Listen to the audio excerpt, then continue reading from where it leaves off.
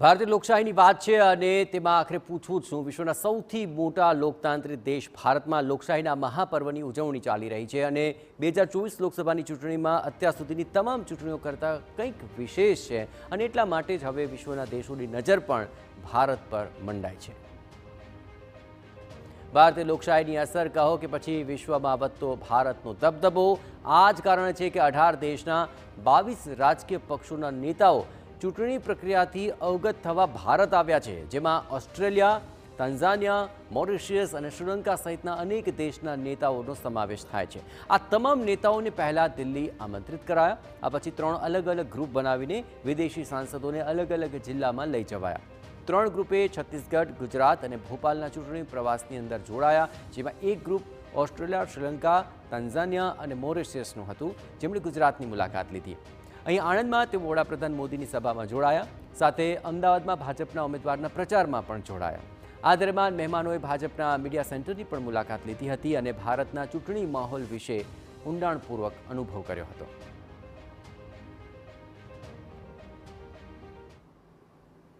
The BJP in action, politics in India in action for a very important election that's taking place at the moment. And from my perspective, I know that the best way to secure the interests of a population is through a strong economy, and that's exactly what the BJP has got on offer at this election. I think it's very impressive the stability that Prime Minister Modi. First of all, I would like to thank the BJP for having invited us to follow this program. It was really impressive.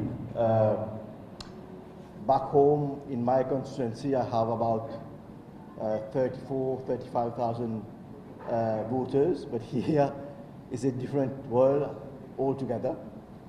So we have learned a lot. We've done some door-to-door campaigning as well. વિદેશી સાંસદોને ભાજપની નમો એપની કામગીરી વિશે પણ માહિતગાર કર્યા હતા। નમો એપ ભારતે તેમાં મોડલ કોડ ઓફ કન્ડક્ટ, ચૂંટણી કમિશનની પરમિશન સાથેની કામગીરી કરી છે તેનેથી પણ તેમને અવગત કરાવાયા, તેમજ ઘોષણાપત્ર બનાવતા પહેલાં નાગરિકોના સજેશનનો કેવી રીતે સમાવેશ કરાયો તે વિશે પણ જણાવ્યું અને ઘોષણાપત્ર મુજબ ભવિષ્યનું વિઝન પણ જણાવવામાં આવ્યું। એટલું જ નહીં, વડાપ્રધાન મોદીની અધ્યક્ષતામાં છેલ્લા 10 વર્ષમાં કરેલી કામગીરી પણ જણાવવામાં આવી। ગુજરાતના ચૂંટણી માહોલનો અનુભવ કરીને વિદેશી સાંસદો ઉત્સાહિત જણાયા। વિશ્વનું સૌથી મોટું લોકતંત્ર એટલે ભારત અને વિશ્વની સૌથી મોટી ચૂંટણીઓ એટલે ભારતની ચૂંટણી અને આ જ લોકસભાની ચૂંટણીમાં વિદેશના જે પ્રતિનિધિઓ છે, જુદા જુદા દેશોને પ્રતિનિધિત્વ કરતા સભ્યો છે, તેઓ આ ચૂંટણી પ્રક્રિયાને જોવા માટે ભારત આવ્યા છે। ત્યારે ભારતીય જનતા પાર્ટીમાંથી વિજય ચૌથાઈવાલે આ પ્રતિનિધિત્વ કરી રહ્યા છે। સીધા તેમની સાથે વાત કરીશું। ભાઈ, સૌથી પહેલાં તો આપે આ જે કાર્ય કરી રહ્યા છો, કયા કયા દેશના લોકોને આમંત્રણ આપેલું છે, કોણ કોણ આવ્યું છે અને શું હેતુ છે? આ કાર્યક્રમમાં 10 દેશોમાંથી 18 પ્રતિનિધિઓ આવ્યા છે। 18 પાર્ટીના 22 પ્રતિનિધિઓ આવ્યા છે।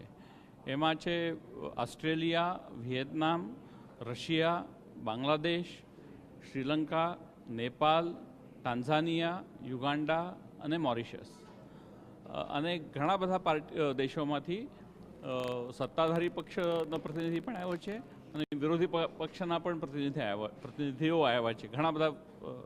તો એવો એક અનૂઠો અનુભવ છે અને અમારો ઉદ્દેશ એવો હતો કે ભારત લોકશાહીની જનની આપણે માનીએ છીએ અને ભાજપા દુનિયાના સૌથી મોટા પાર્ટી છે, એટલે એ કઈ રીતે કેમ્પેન કરે છે, એટલા મોટા સંખ્યામાં, એટલી મોટી ફેઝેસમાં 6 હપ્તા સુધી ઇલેક્શન ચાલે છે, એ બધું કઈ રીતે ગોઠવાય, એ બધુંનો એક જીવંત અનુભવ પ્રાપ્ત કરવા એ પાર્ટીને કહેવા માટે એ કાર્યક્રમનું આયોજન કર્યું હતું આપણે ને બહુ સફળ થયું એવું મારું માનવું।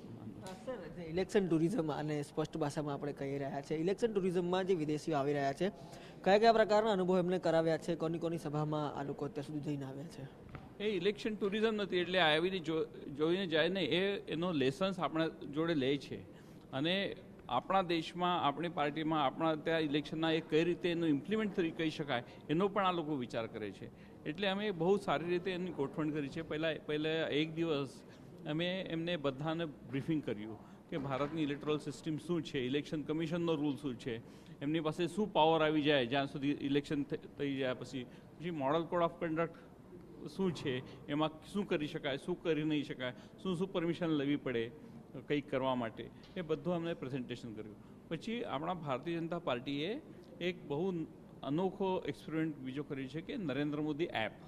એ નરેન્દ્ર મોદી એપ દ્વારા પ્રધાનમંત્રીજી બધા જોડે સંપર્કમાં રહે છે, જીવંત સંપર્કમાં રહે છે. હવે એમાં પણ એઆઈ આર્ટિફિશિયલ ઇન્ટેલિજન્સનો પણ વાપર કરવામાં આવ્યો.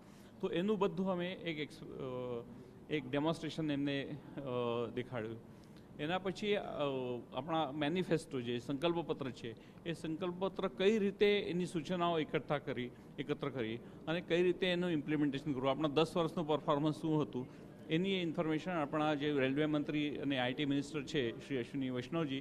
વિશ્વની સૌથી મોટી રાજકીય પાર્ટી હોવાનો દાવો કરતી ભારતીય જનતા પાર્ટીએ તમામ જે દેશોના પ્રતિનિધિઓ છે તેમને બોલાવ્યા અને કઈ રીતે લોકશાહીમાં રાજકીય પક્ષ અને તેમાં પણ ભારતીય જનતા પાર્ટી મોટા સ્કેલ ઉપર અને નાના સ્કેલ ઉપર ડોર ટુ ડોર જઈને એઆઈ સહિતની ટેકનોલોજી સાથે અત્યારે પ્રચાર પ્રસાર કરી રહી છે તેનાથી તેમને જાણકાર પણ કરાવ્યા. અમારા પર્સન વિવેક ઠાકોર સાથે રોનક વર્મા, TV9 અમદાવાદ.